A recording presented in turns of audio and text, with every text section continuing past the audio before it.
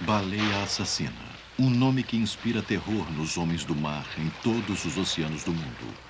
Os romanos a chamaram de orca, que significa o demônio do inferno. Na realidade, ela é um golfinho, o maior de seu grupo.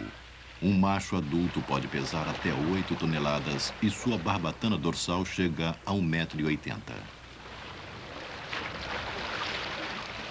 A orca é um predador formidável. Como os lobos, às vezes caça em grupos. Frequentemente, os marinheiros contam ter visto grupos de orcas atacando baleias com até 10 vezes o seu tamanho. Neste raro filme de arquivo, uma baleia azul é perseguida e mortalmente ferida em Baja, na Califórnia.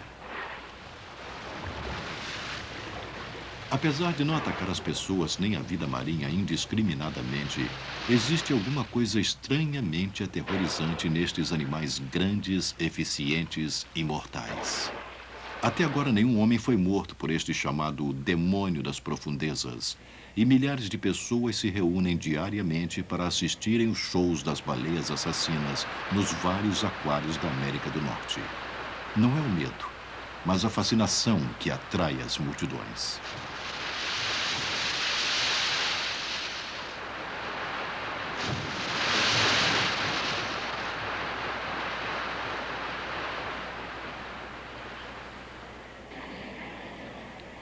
Esta menininha é surda. Ela se comunica pela linguagem dos sinais e está dizendo, eu te amo. Em cativeiro, esta baleia demonstra charme e inteligência. Na natureza, ela é um matador rápido e eficiente.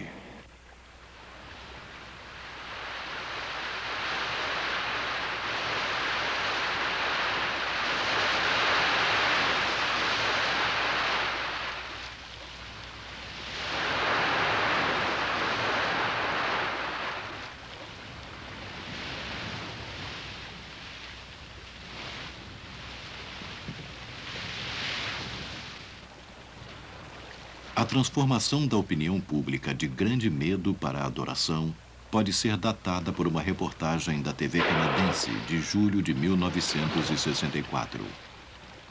Uma orca foi arpoada para servir como modelo para uma escultura em tamanho natural para um aquário de Vancouver, mas ela não morreu. Ao contrário, foi rebocada pelo cabo do arpão para o porto de Vancouver e mantida num cercado provisório. As pessoas ficaram encantadas com seu comportamento dócil. Milhares foram visitar o porto para admirá-la nadando em círculos. Ela foi chamada de Moby Doll. Depois de 55 dias, ela começou a se alimentar com 100 quilos de peixes por dia, que eram recheados com vitaminas. Os cientistas ficaram impressionados com as vocalizações complexas da baleia. Nesta entrevista, o Dr. Newman diz que a baleia emite diferentes tipos de chamados.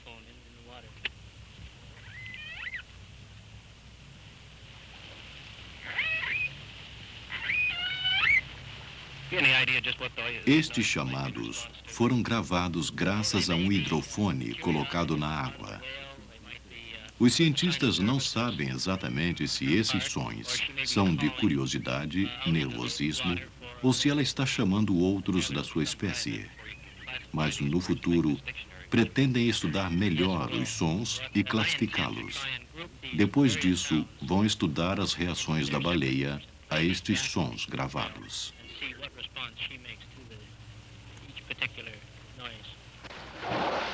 Depois de 88 dias em cativeiro, Moby Doll morreu. A autópsia revelou que ela era um macho jovem. Vozes como a sua ainda podem ser ouvidas em mar aberto, próximo à costa da ilha de Vancouver. No Estreito da Geórgia, pesquisas subsequentes construíram um perfil da baleia assassina, não como terríveis predadores, mas como mamíferos sociáveis com voz e que vivem em grupos familiares complexos chamados bandos.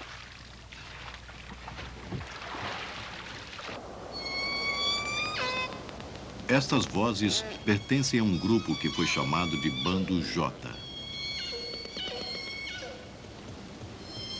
Cada grupo tem seu próprio dialeto. Nesta área, ao sul da ilha de Vancouver, existem 3 bandos residentes que totalizam entre 80 e 90 baleias. O dialeto do bando J é muito semelhante à voz de Moby Doll gravada em 1964.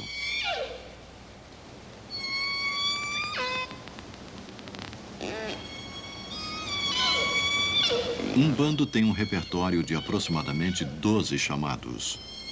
Um chamado feito por um dos animais normalmente é recebido e repetido pelos outros. Embora sua linguagem ainda permaneça um mistério, podemos reconhecer vários dialetos distintos. Este é o lugar onde Moby Doll foi arpoada há mais de 30 anos, e este é o grupo a que ela pertencia.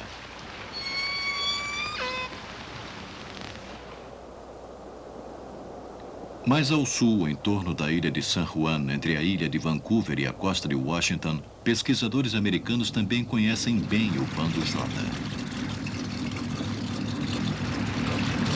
O território deste bando se estende por quase 400 quilômetros e as baleias percorrem este circuito a cada 10 dias. Sob vários aspectos, este é o grupo ideal para se trabalhar. Está regularmente presente e é excepcionalmente tranquilo. A estrutura do bando J é típica.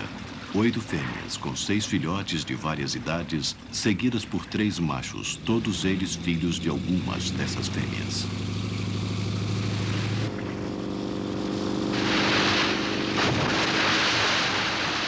Esta maneira de saltar, tirando todo o corpo para fora d'água e mergulhando com estardalhaço, é quase que com certeza uma atividade social para a comunicação com o grupo.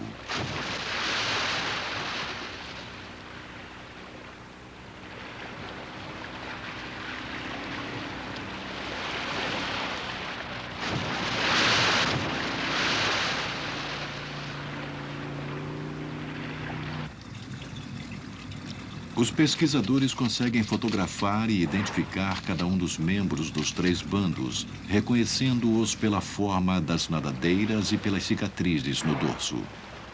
Esses registros fotográficos fazem parte de um acervo que permite que outros pesquisadores participem do trabalho.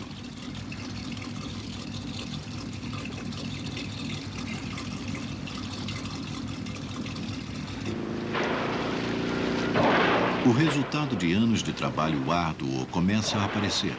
Já se sabe, por exemplo, que em liberdade uma orca pode viver por quase 70 anos e que cada fêmea tem em média um filhote a cada 5 anos.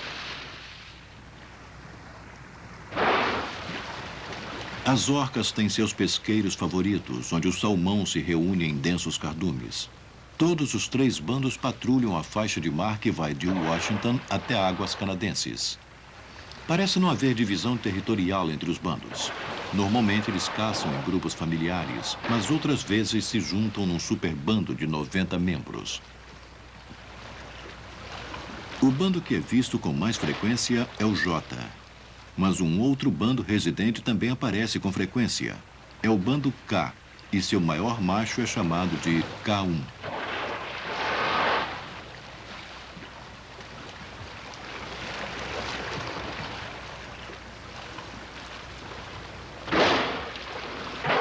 Por todo o estreito de Haro, entre a ilha de San Juan e Vancouver, embarcações de passeio e penhascos proporcionam uma ampla visão das baleias que passam. A observação das baleias se tornou um passatempo comum na região. Muitos dos observadores contribuem com o trabalho dos pesquisadores, reportando o aparecimento das baleias entre as ilhas.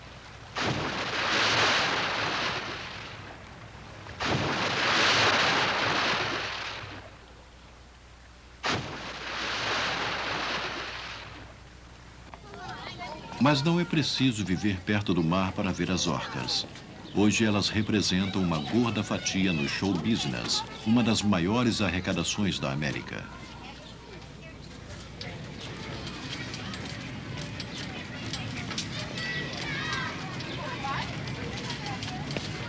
Há debates acirrados sobre a manutenção de baleias em cativeiro. Algumas pessoas dizem que as baleias estão sendo exploradas para proporcionar divertimento. Por não tratarem as baleias da maneira certa, muitos aquários estão desacreditando todo o negócio. Das 127 orcas que foram caçadas e mantidas em cativeiro desde 1961, somente 35 estão vivas. Como resultado, A opinião pública se voltou contra a existência desses shows, mas existe o outro lado da discussão. Centenas de milhares de pessoas visitam o SeaWorld todos os anos para assistir o show das baleias. Enquanto os treinadores parecem arriscar suas vidas nadando com animais que poderiam facilmente matá-los, uma pergunta permanece: como isto é feito?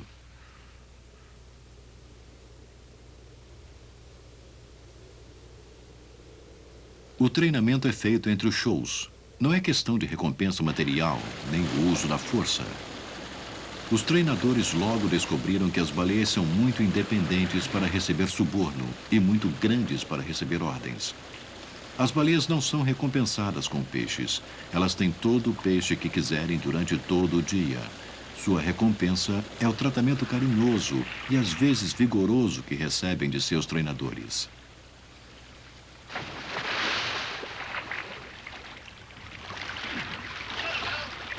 Alguns dos sinais parecem óbvios, mas a resposta é muito sutil e individual. Se uma pessoa qualquer gesticular assim para uma das baleias, ela entenderá perfeitamente o que se está pedindo, mas provavelmente não obedecerá. A baleia apenas responde aos sinais de uma pessoa que ela conhece e confia.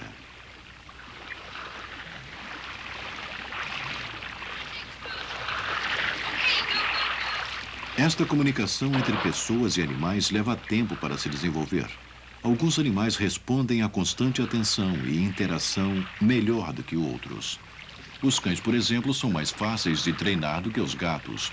Os treinadores do SeaWorld descobriram que as orcas respondem melhor do que os cães. Elas mostram todos os sinais de que apreciam a companhia humana e gostam da variedade de brincadeiras que os treinadores criam.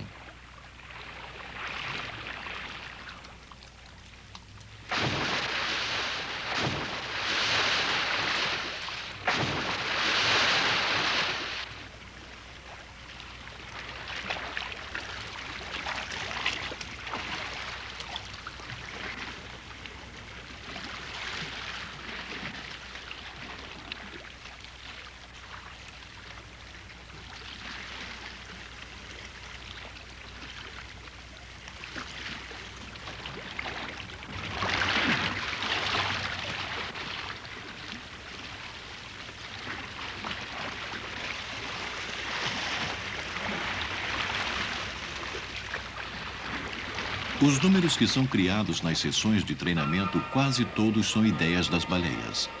Elas mostram aos treinadores o que gostam de fazer, e essas ideias podem ser incluídas nos shows. O impacto sobre a opinião pública tem sido colossal.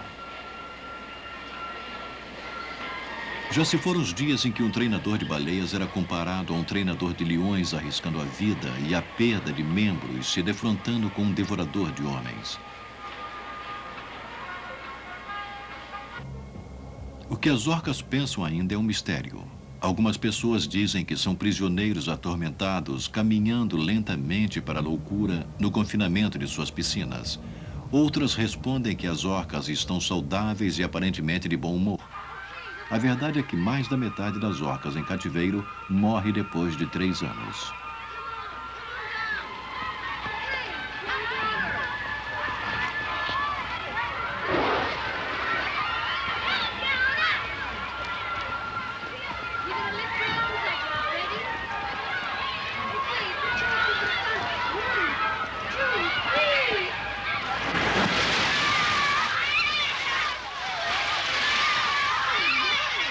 Sejam elas banidas ou encorajadas, os shows arrastam enormes multidões. Não há nada que possa ser comparado a uma baleia assassina nadando a toda velocidade numa piscina.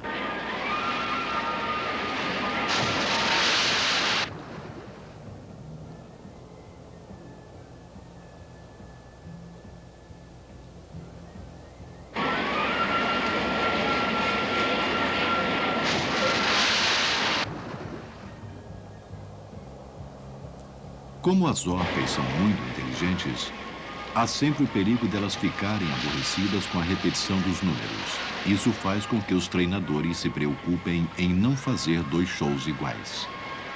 Este número em particular Foi criado por uma baleia durante uma sessão de treinamento e um ano depois incluído no show. Este foi o tempo que o treinador precisou para aprender a executá-lo.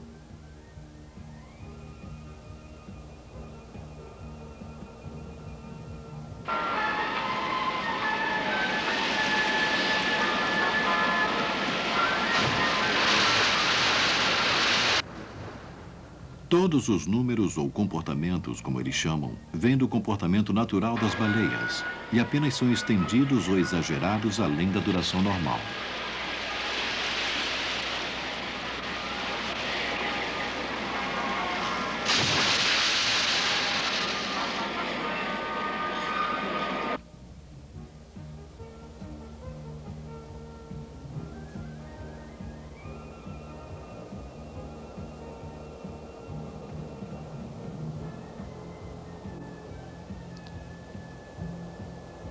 Na natureza, olhar em volta acima da superfície da água é chamado spy hopping.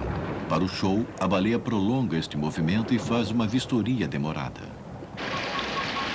A perfeita sincronização de seus movimentos dá vida ao espetáculo, mas a coordenação perfeita faz parte da vida das baleias e é fácil incentivar essas demonstrações.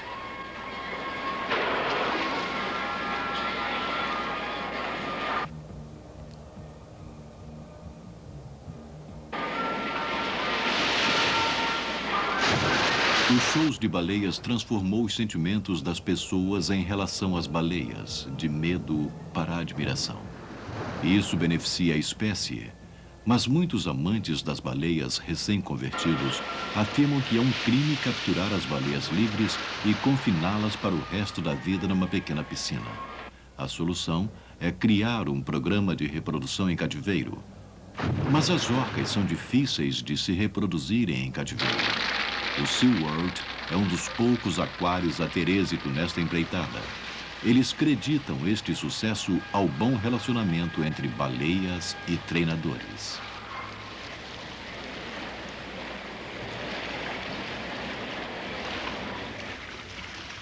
Em seu aprendizado no trato com as orcas, os treinadores perceberam que o jato d'água era muito apreciado.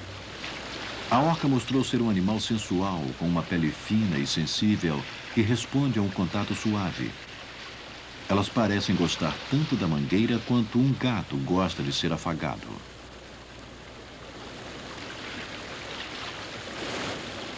Para cuidar de baleias, é preciso um estudo constante para entender e prever suas necessidades. Quando Kando, uma das fêmeas do SeaWorld, ficou grávida, os treinadores passaram 6 meses ensinando-a a oferecer as tetas quando fosse tocada no lugar certo, da mesma maneira que faria o bebê para se alimentar. Assim, quando o bebê nasceu, ela permitiu que ele mamasse, dando-lhe toda a chance de sobrevivência. Baleias em cativeiro já tinham tido filhotes antes, mas todos morriam porque a mãe não podia ou não sabia alimentá-los.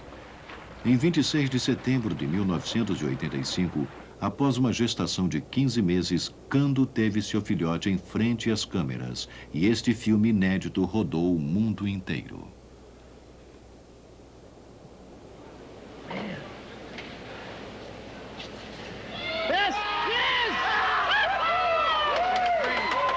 O filhote foi chamado de Baby Shamu, como seu pai. Ela respirou pela primeira vez sem ajuda. E logo estava nadando vigorosamente em torno da piscina para a satisfação da equipe do SeaWorld.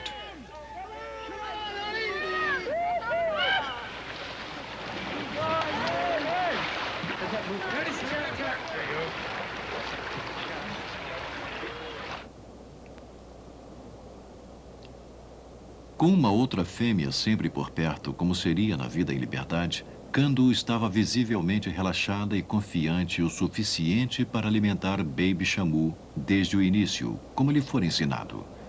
Antes do seu primeiro aniversário, Baby Shamu já participava do show junto com seus pais.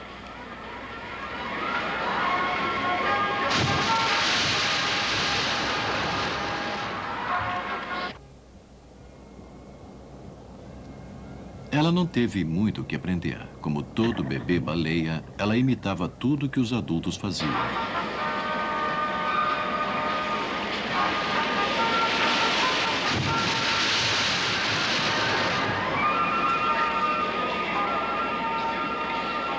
Sob o ponto de vista comercial, Baby Shamu representou um lucro monumental. Ela era a estrela do show. Mas ela foi mais importante do que isso. Ela demonstrou que é possível a reprodução e a criação de baleias em cativeiro. Enquanto mais e mais países se dobram à opinião pública e se recusam a permitir que as baleias sejam capturadas em suas águas, a reprodução em cativeiro se torna cada vez mais essencial para que shows como este possam continuar. A sobrevivência de orcas selvagens depende da opinião pública. E o público responde mais positivamente aos movimentos em defesa a um animal que eles sentem que conhecem. As orcas nestes shows e em aquários bem cuidados contribuíram bastante para mudar a mentalidade das pessoas. Hoje, ao invés das orcas serem vistas como devoradores de homens que são arpoadas na primeira oportunidade, elas são vistas como criaturas adoráveis e misteriosas que precisam de proteção.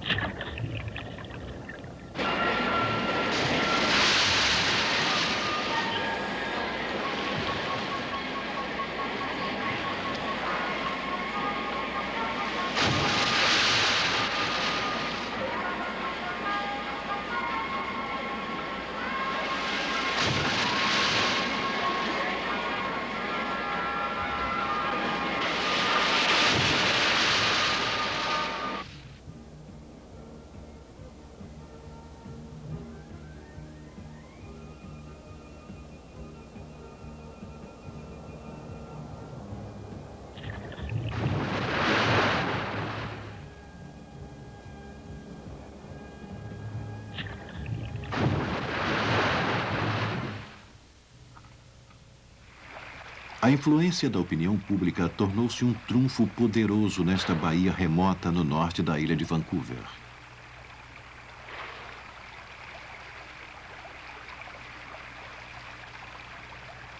Perto da Baía Robinson, encontra-se uma enseada conhecida pelos cientistas como Praia da Fricção.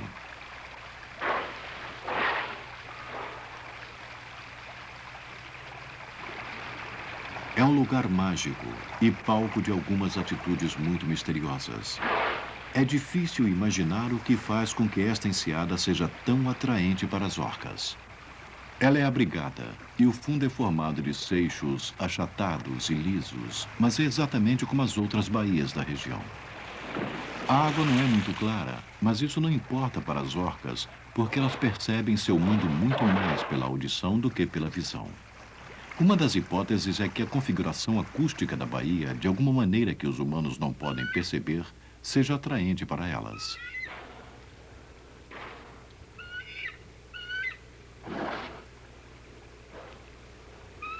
Algumas chegam de lugares próximos e outras vêm de muito longe diretamente para a enseada. Mas todas elas, quando chegam, se esfregam luxuriosamente contra os seixos lisos do fundo. Debaixo d'água, suas formas fantasmagóricas deslizam vindas da escuridão com movimentos lentos, mas deliberados.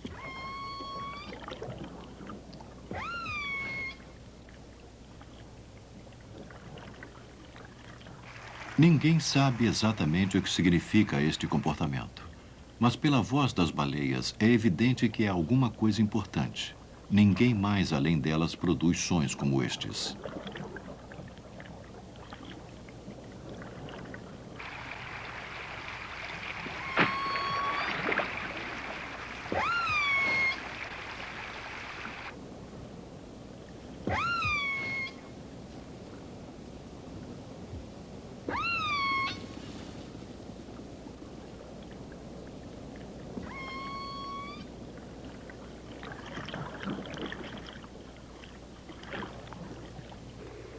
Em 1979, uma nova rodovia foi aberta para o serviço de derrubada de árvores no norte da ilha. Os troncos eram extraídos para serem usados como material de construção e a polpa da madeira para fazer papel. A derrubada total do mato nas encostas próximas era uma terrível indicação do que poderia acontecer na Baía Robinson. O único som que as orcas faziam no lugar tinha um barulho contínuo ao fundo. O som das hélices dos barcos que transportavam a madeira em direção às serrarias. De repente, se tornou urgente proteger a Praia da Fricção da indústria. E a opinião pública veio ajudar. Depois de um processo longo e exaustivo, a praia agora está protegida. Existe um projeto que logo se tornará lei, que proíbe a extração de madeira numa extensão de 4 quilômetros de cada lado da Praia da Fricção e de 500 metros para o interior da ilha.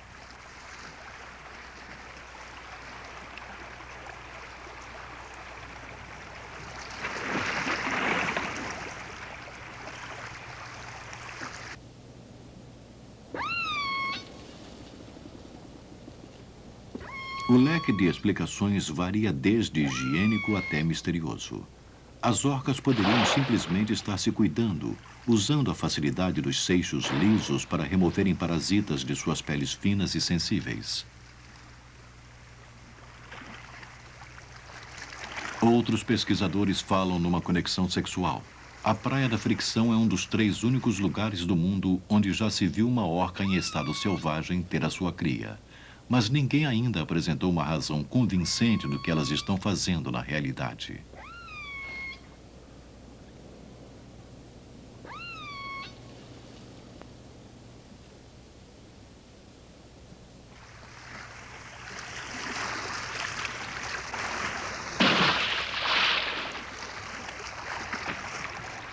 Qualquer que seja esta razão, a suspensão dos trabalhos na Praia da Fricção é uma vitória para os estudiosos das orcas, os amantes das orcas e, é claro, para as próprias orcas. Há 25 anos, sem dúvida alguma, a extração da madeira poderia ter continuado e as orcas seriam sistematicamente exterminadas para proteger os madeireiros. Em 1955, a Marinha dos Estados Unidos usou metralhadoras para massacrar centenas na Islândia, para proteger a indústria pesqueira. Hoje, depois da mudança da opinião pública, atos como este seriam totalmente inconcebíveis.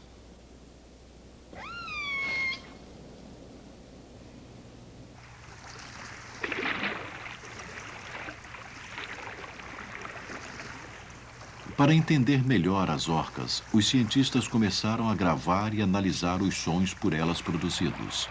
Eles descobriram que seus chamados de contato são únicos em cada bando. E está claro que os conjuntos de sinais chamados de dialetos são passados de geração para geração. Somente 2 grupos de mamíferos são capazes de imitar e aprender sons. Um é o grupo dos golfinhos, onde se inclui as orcas, e o outro é o grupo dos humanos.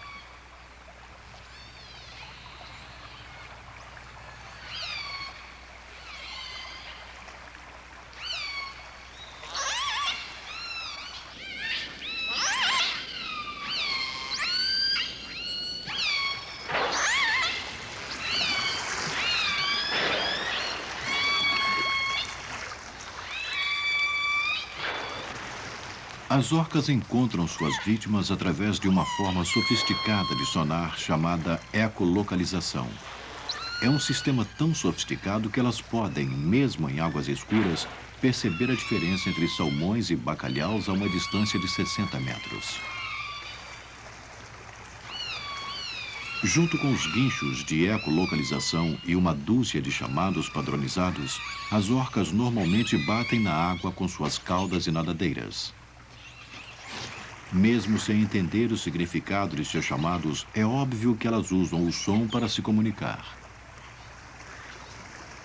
Aqui uma fêmea está tentando dormir, mas seu bebê quer brincar. Da superfície, a cena parece tranquila, mas debaixo d'água, gravações do episódio contam uma outra história. Conforme a fêmea vai perdendo a paciência, sua voz começa a ficar mais alta.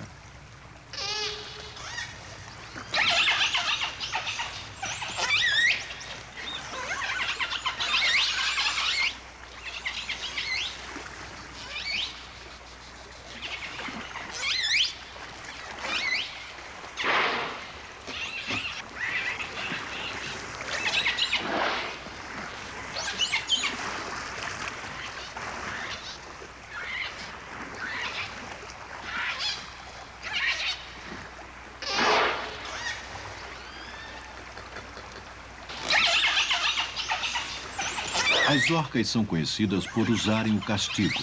Mas neste caso, as batidas da cauda mandam uma terrível mensagem.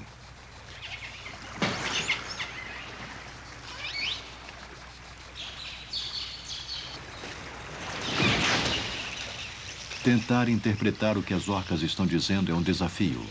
Seu mundo é tão diferente que o sonho de traduzir a sua linguagem para a linguagem humana deve continuar sendo remoto.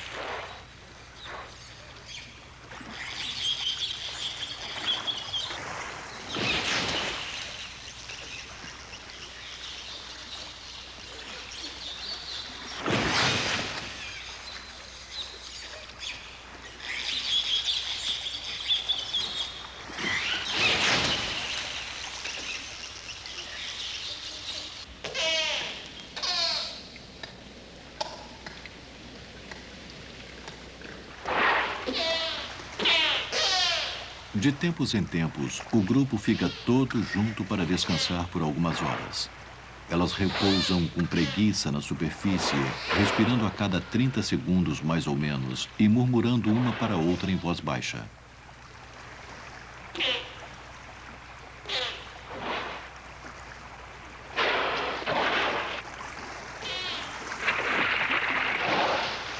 A intervalos regulares, o grupo todo faz um mergulho de 5 minutos. Os chamados sonolentos parecem coordenar esses mergulhos, mantendo o grupo bem perto todas as vezes. Mas por que esta união é importante para um animal sem inimigos naturais é mais um dos mistérios da orca.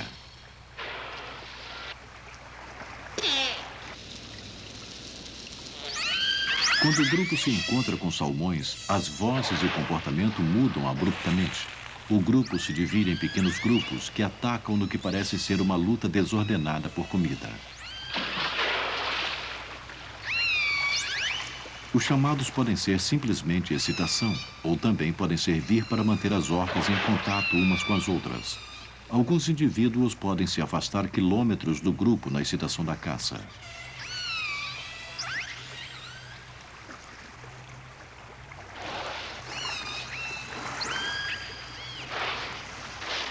Os pescadores dizem que as orcas caçam em equipe, reunindo o salmão num grupo para que cada uma delas tenha a sua vez de comer. Mas evidências científicas sugerem que é cada uma por si quando o peixe é escasso. Perto das praias do Alasca, enormes cardumes de salmão voltam para seus rios de origem a cada verão.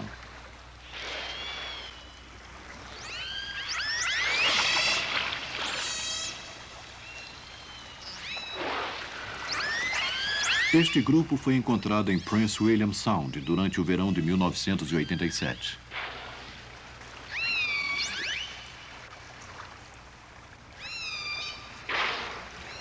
Na superfície é um lugar silencioso, mas embaixo d'água toma vida com os chamados do grupo para comer e os ruídos e zumbidos de seu sonar.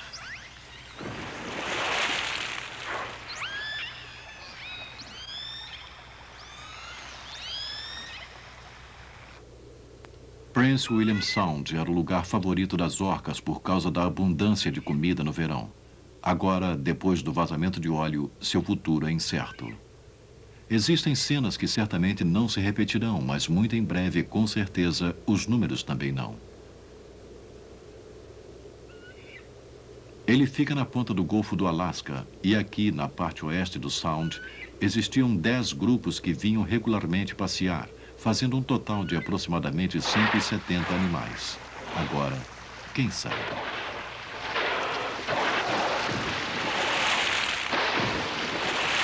Parece que alguns grupos passam o verão inteiro no Sound e outros apenas o visitam rapidamente. Em outras épocas do ano, os mesmos grupos têm sido vistos desde perto da ilha Kodiak, no oeste, até o sudeste do Alasca, uma faixa de alimentação de quase 1.200 quilômetros. O trabalho de acompanhar e fotografar as orcas do Alasca levou à identificação de alguns residentes, que são os grupos que são vistos ano após ano na mesma área do Sound. Como as orcas vão para o sul, elas se mantêm em contato enquanto viajam, não apenas pelos chamados, mas também fisicamente. As orcas não são os únicos predadores do salmão. Durante o curto período do verão, os barcos de pesca também estão trabalhando. Os pescadores que usam redes de arrastão dizem não ter problemas com as orcas. Os que usam espinhel afirmam já terem visto orcas tirando peixes dos anzóis. Em face da competição, eles revidam. A marca branca na parte da frente da nadadeira é um furo de bala. Evidentemente, a grande transformação nas atitudes humanas em relação às orcas ainda não está completa.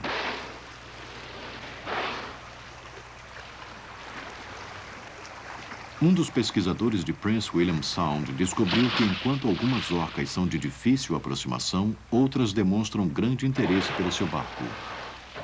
Uma jovem fêmea apelidada de Bubbles faz visitas frequentes quando o barco de pesquisas passa. Os observadores de baleias de toda a costa da América do Norte conhecem um outro tipo de grupo de orcas, mais bruto. Os cientistas os chamam de transientes, para diferenciá-los dos bandos residentes. Os transientes aparecem com pouca frequência em outras partes da área das orcas, mas no Alasca, esses grupos estão presentes em 1/3 dos encontros com orcas. Sabe-se que eles diferem de várias maneiras dos residentes sociáveis e que se alimentam de peixes, e que seus pequenos grupos viajam quase que silenciosamente.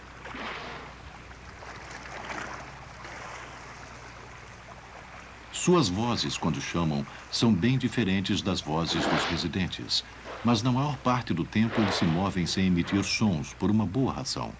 Eles se alimentam principalmente de outros mamíferos marinhos. Sua presa principal tem orelhas. Sua atitude típica é se esgueirar nas costas, procurando nas baías por focas descuidadas. Elas podem cobrir grandes distâncias. Um bando foi visto no Alasca em junho e 3 meses depois nas Ilhas San Juan, que ficam a quase 1.500 quilômetros de distância. Os transientes são os maiores e mais ferozes predadores do mar. Aqui em Baja, Califórnia, um grupo deles foi visto atacando uma jovem baleia azul. Uma cena violenta e sangrenta, raramente reportada, mas nunca vista antes na televisão. Cenas como estas foram responsáveis no passado pelo medo que os marinheiros sentiam das baleias assassinas. Se elas podem arrancar grandes pedaços de uma baleia azul, um nadador não teria a menor chance. Os mergulhadores têm mais medo da orca do que dos tubarões. Apesar do único ataque confirmado de uma orca contra um humano ter acontecido com um surfista da Califórnia. Provavelmente ele foi confundido com uma foca, mas a baleia recuou imediatamente quando percebeu o engano. O surfista escapou sem grandes ferimentos. Os cientistas recentemente descobriram que os residentes, assim como os transientes, capturam e comem mamíferos marinhos caso o peixe se torne escasso, e de uma maneira espetacular. Em Punta Norte, extremo sul da Argentina, as orcas patrulham a praia à procura de peixe. Elas podem chegar bem próximo da terra, porque a praia se inclina abruptamente a uma profundidade suficiente para que elas possam nadar. Todos os bandos desta região foram identificados através das mesmas técnicas utilizadas pelos pesquisadores americanos, que se baseia na observação das cicatrizes das nadadeiras e da forma da mancha dorsal.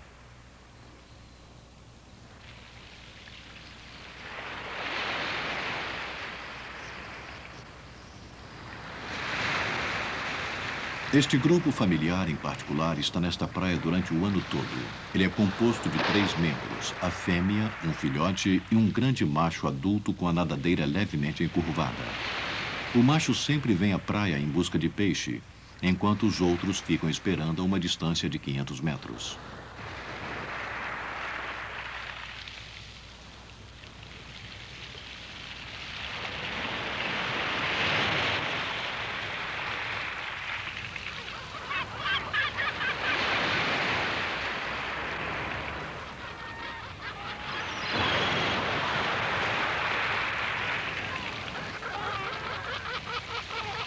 Períodos de tranquilidade se alternam com violenta atividade, que é quando a orca encontra sua presa. As gaivotas voam em círculos à espera dos restos.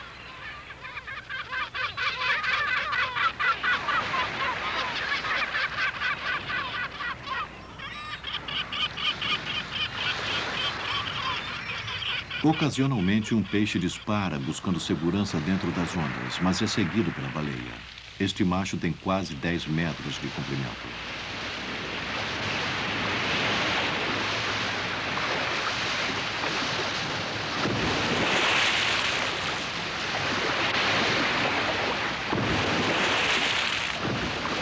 Perto dali, leões marinhos estão a salvo, mas visivelmente alarmados. A praia é inclinada e as ondas fortes permitem que a orca retorne facilmente à água.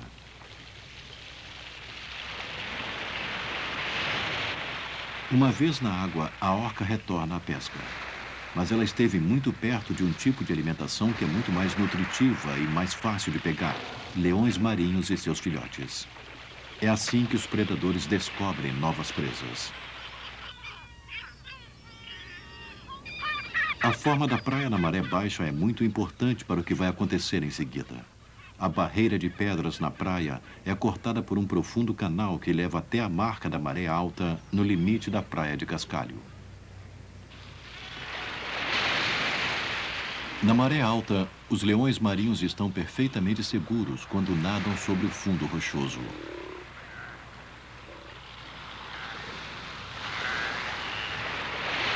Mas é bom que eles saibam exatamente onde estão. Se eles se afastam do canal ou ficam nas ondas que estão entrando, o sonar da baleia vai detectá-los.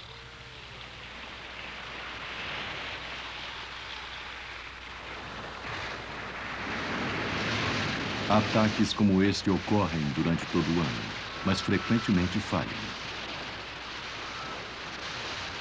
Apesar desses ataques terem evoluído por acaso da técnica de pesca próximo à praia, agora quase todas as orcas da Patagônia caçam desta maneira.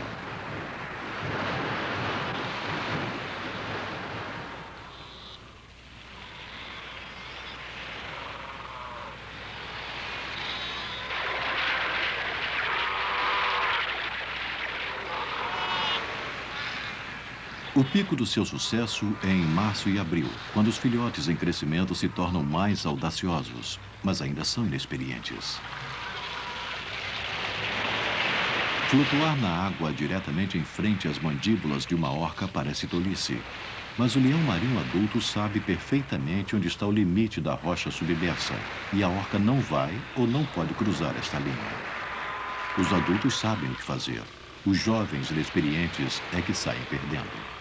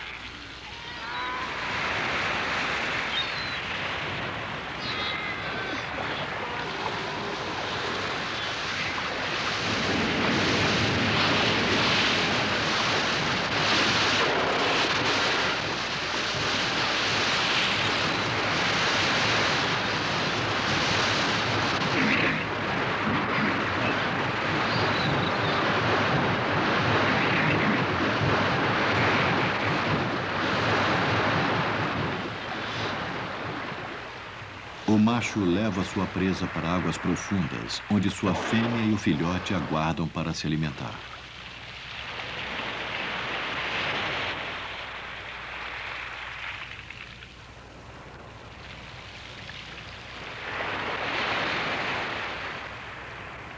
A fêmea também vem até a praia, mas quem caça sempre é o macho, e várias vezes por dia durante a estação de reprodução dos leões marinhos.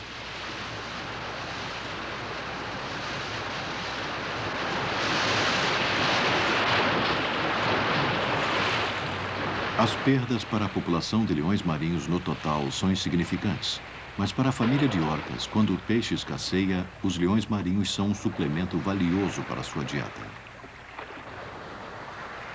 Em Punta Norte, não só os leões marinhos são vítimas das orcas. Elas também pegam presas maiores. Na mesma praia, uma pequena colônia de elefantes marinhos chega todos os anos para ter seus filhotes. Eles lutam para determinar a ordem na disputa pela liderança do grupo nas próximas estações. Os conflitos seguem um ritual. São ensaios para as lutas verdadeiras que acontecerão em 2 ou 3 anos, quando o macho mais velho terá o direito de acasalar com todas as fêmeas que ele puder defender. Apesar de haver poucos ferimentos, os dentes são importantes porque eles determinam a posição social dos jovens machos. As lutas tendem a distrair sua atenção de eventos importantes, como sua posição na praia.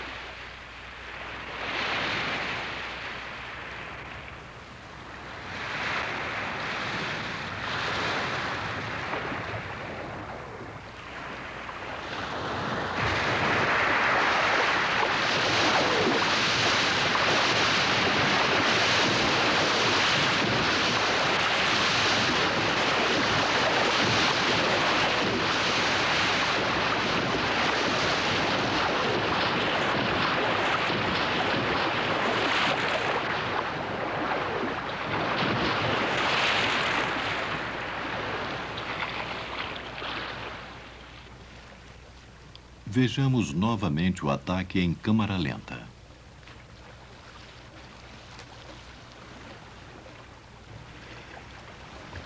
O macho que estava de costas para o mar estava muito concentrado na luta pela posição. Ele não reagiu ao pânico óbvio de seu rival.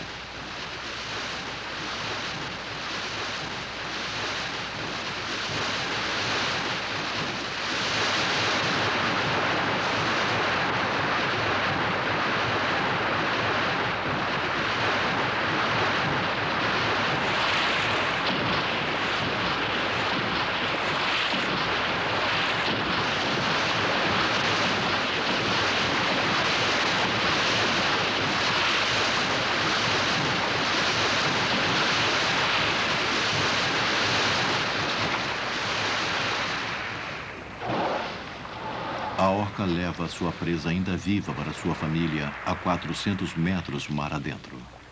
As observações sugerem que o elefante marinho é dado ao filhote para que este o mate, como parte de seu treinamento para a vida nessas águas.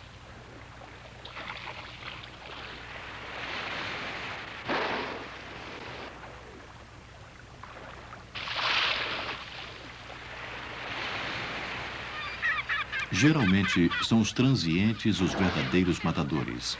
Mas aqui os bandos residentes procurando peixe também aprenderam a pegar focas.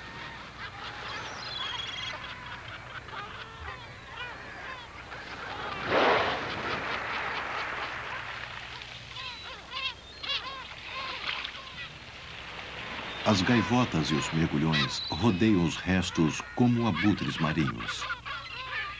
A comparação é perfeita. A orca é o tigre dos mares, o predador máximo. Em todos os oceanos do mundo, seu comportamento social e sua inteligência evidente, junto com seu tamanho, sua força, a fazem invencível. Só a raça humana já desafiou a supremacia do matador. Como o tigre, o leão e o urso polar, a baleia assassina foi erroneamente julgada pela única espécie que é incapaz de aceitar o seu domínio em um ambiente estranho. Mas o futuro para as novas gerações de orcas parece mais brilhante. Elas não são mais massacradas por causa de um medo absurdo, e esforços têm sido feitos para proteger seu ambiente. O respeito e a compreensão por esta criatura magnífica não são novos. O povo que melhor conhece as orcas são os índios americanos do Nordeste do Pacífico, que as têm respeitado e considerado como aliado por milhares de anos. Um clã em particular usa a orca em seu tótem. Eles contam a história. Nats Laney era um grande e respeitado caçador que gostava de caçar com seus 3 cunhados. Os cunhados tinham ciúmes de seu sucesso. Eles o deixaram no Recife para que se afogasse quando a maré subisse. O mais moço dos cunhados não queria deixá-lo ali, mas não podia ajudar. Um pássaro apareceu e levou Nats Laney para um mundo secreto dentro do Recife. Lá havia pessoas que o colocaram numa bolha para que chegasse em segurança à praia. A esposa de Natslanei foi avisada e recebeu ordem de levar ferramentas para ele em segredo. Ele esculpiu um monstro de aparência ameaçadora que chamou Kit. Eu te esculpi para que você vingasse um erro cometido. 3 homens estarão numa canoa. Mate os 2 maus, mas salve o mais jovem.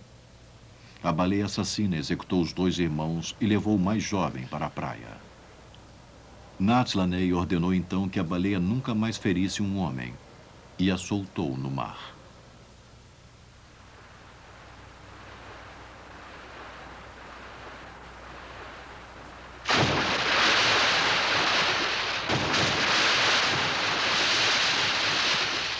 E até hoje, o mais assustador dos predadores do mar não desobedeceu à ordem recebida.